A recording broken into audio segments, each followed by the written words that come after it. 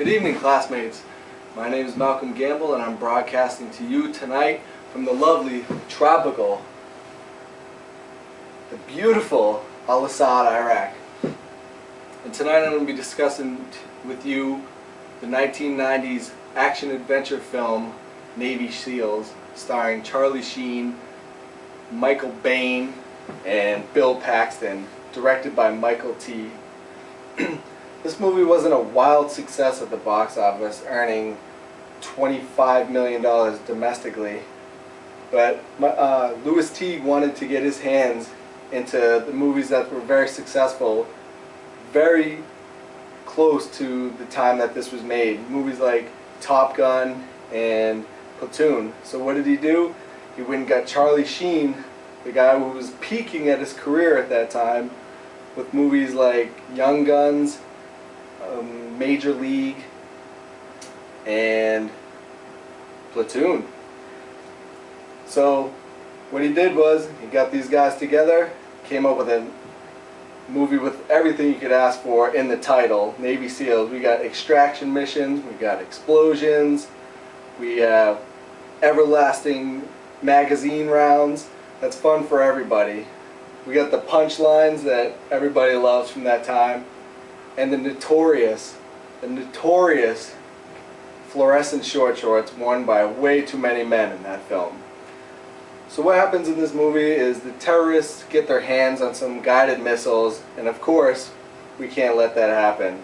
So who do we send in? The Navy SEALs to get this done. So throughout the movie, the SEALs get spoofed a little bit about where they are, where the missiles are, and get a little bit of information along the way. And finally we come to the end of the movie.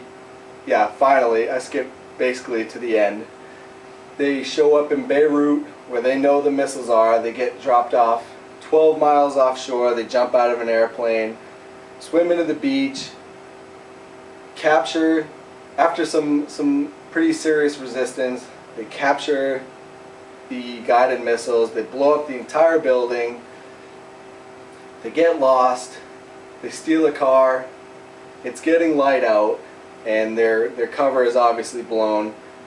They drive down to the beach and they're running into the water with one of their guys that's injured. And we reach the climax of the movie where the last of the terrorists shows up in a dinghy and they pull him in the water and kill him. And then we reach the catharsis where they're all hanging out in the water laughing until the Navy ship arrives to pick them up. And after that, one of my other favorite part of the movies is when the credits rolled up and we had ourselves another late 80s keyboarded rock song that we all love so much. So what I want to get into now is my favorite part of the movie, which I call the cheesiest clip of the movie. Here we go.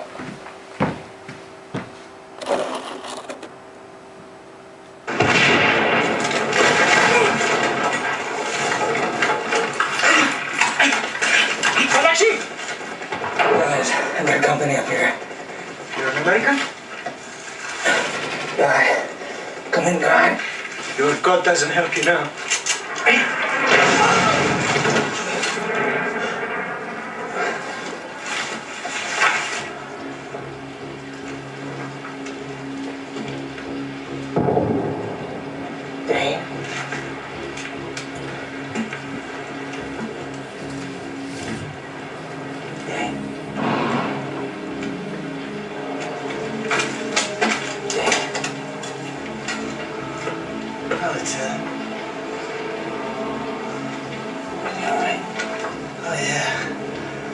Yeah, I'm fine.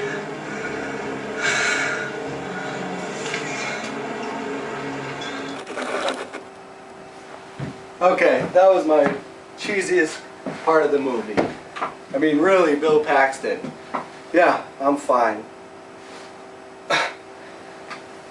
So, and actually Bill Paxton became pretty famous after that role. He was in Apollo 13, Mighty Joe Young, and starred in Twister. So I could have wished something better than that out of him. So my conclusion with this movie is that I've never seen this movie before, And given the characters, I thought for sure it was going to be a parody. But unfortunately it wasn't. So this movie wasn't too over the top. Overall, it wasn't too over the top. The military lingo wasn't that bad actually, but it did possess the everlasting magazine rounds. It seemed that every person in that movie had 3,000 rounds in one little magazine, and I thought that's pretty classic. But at the time, a lot of the movies were doing that, so I forgive them. Even when the movie tried to be serious, I couldn't buy into it. And you're looking at a guy who had something in his eye at the end of Armageddon, so I'm not that hard to impress. So if you have some spare time and you're looking for some action movie stuff that is supposed to be serious but it's actually pretty funny, then this movie's for you. I give it 2 out of 5 stars, but I recommend it just to have a good time. Thanks for watching. I'll talk to you next time. I'm Malcolm Gamble. Take care.